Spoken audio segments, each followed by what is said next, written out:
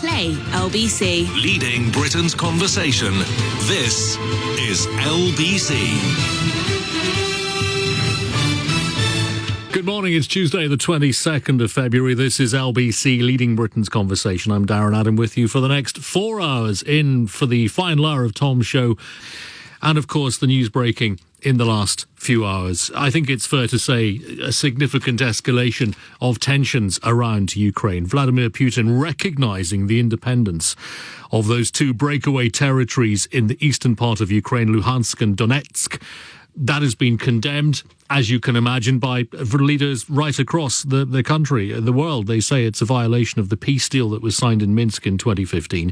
And the part of this that seems to be meeting with the greatest skepticism, I think it's fair to say, is Vladimir Putin describing all of this as peacekeeping duties, ordering troops into those territories for what he's describing as peacekeeping duties. That has raised the world's collective eyebrow.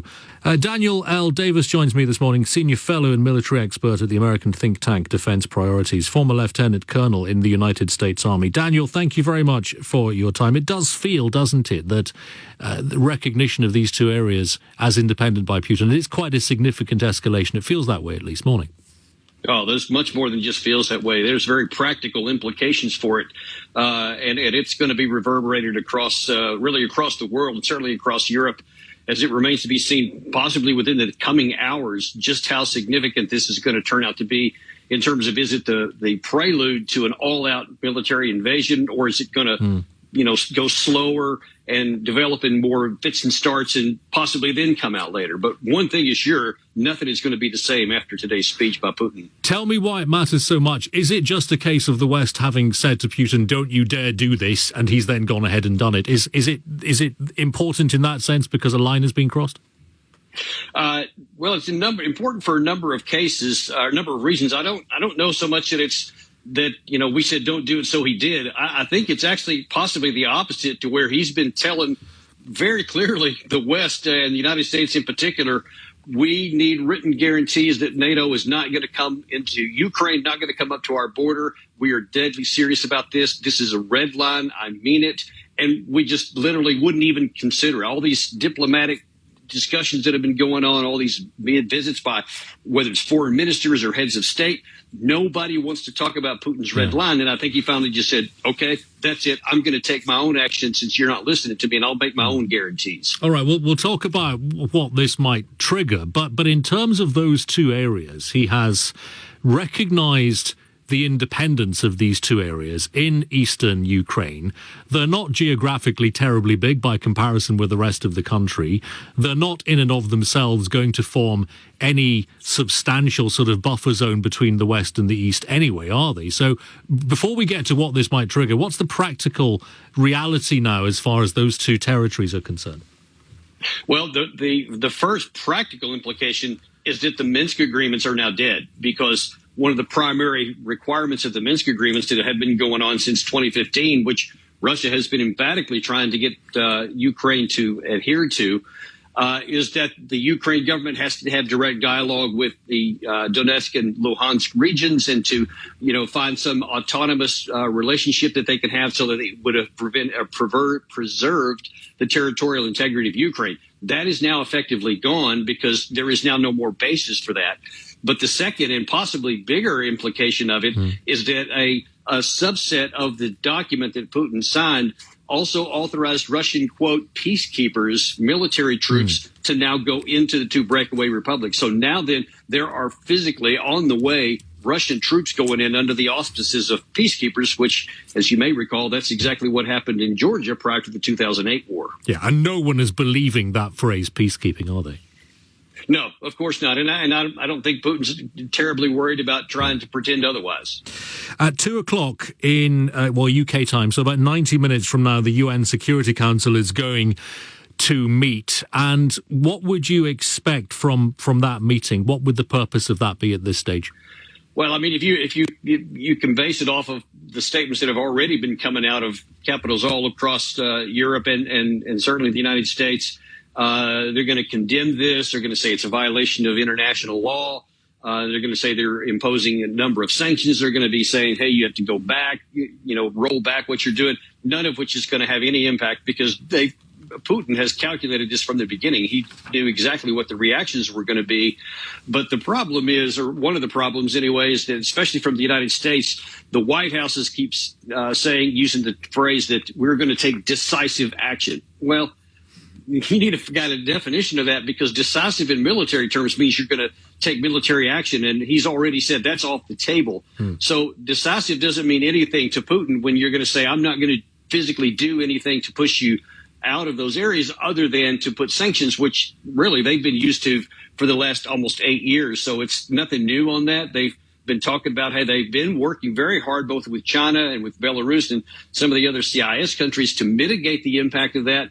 And as many people have been talking in Europe, especially, a lot of these sanctions have double-edged sword, and it can hurt the European economy as much as it can hurt Russia's. And I think that's going to be a big bone of contention when it comes to imposing serious sanctions.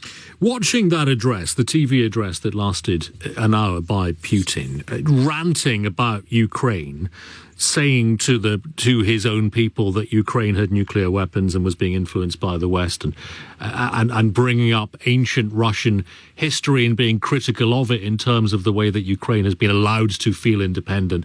I've always felt, Daniel, that as we touched on this earlier on, that Putin is ruthless but rational. He didn't seem as rational in that address. He was ranting, and it felt a bit like he was losing it. Does he still feel like a rational, if ruthless leader to you? Well, I think he's very calculating, and you got to recognize that the primary audience of that was not us, is not the West, but his own domestic audience. And going back to all that, what we call ancient Russian history, is a very emotional issue for the Russians, and they resonated very well with that, especially in the parts about Ukraine and the breakup of the Soviet Union and how all that came to pass. That's all very, very relevant and raw in some cases for the Russian public. So him using a little bit of emotion, I think, was intended to stir up patriotic, fervor within his country to support what's going on here and to support the potential combat that may come afterwards.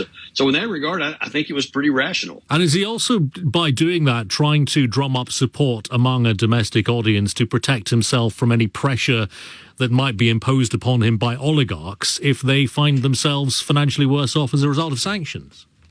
Well, he's been doing that for months, really. I mean, I've been tracking this very, very carefully, and he's been working, nonstop on getting the domestic people behind him by slowly building a case through their media and his direct communications that Ukraine has been doing untoward things, that the West has been encroaching upon them, that the Russians are in greater and greater danger and greater risk, so that they feel like they, have to do something, to use his terms. And now I think they're going to do it. What's going to determine the second part of your question there depends entirely upon what happens next. So if Putin takes military action and it succeeds from the Russian perspective, then he's gold. If it goes badly and the oligarchs and the public starts to suffer and there's a lot of casualties, he doesn't succeed militarily, then he's going to be in trouble. So that's his big risk right there. What does success on a military basis look like for Putin here, then? What is a win for him? What I think that you're going to see, and I'm a bit of an outlier on this with some other people are talking, I think that he will go big and heavy to slice off a good chunk of eastern Ukraine. I don't think he's going to take on the Kyiv like some have, like President Biden suggested, because he doesn't have the troops for that. It's an terribly intensive operation to take on a city of nearly 3 million, and he's not going to waste his troops in that because his troops are mobile. They have great firepower, which would just slice up the Ukrainian military, which is not mobile, and it's more infantrymen and based on the trench line. So I think that he will capture a lot of territory, certainly all the Donetsk and Luhansk part, and then over time, once he solidifies that, now that he can actually negotiate some of that terrain back, so he doesn't have to, deal with the insurgency or whatever that would almost certainly follow if he hangs on to it. But that's what initial victory would look like. All right, Daniel, thank you very much for your time. That's Daniel L. Davis, Senior Fellow and Military Expert at the American think tank Defense Priorities, former Lieutenant Colonel in the United States Army.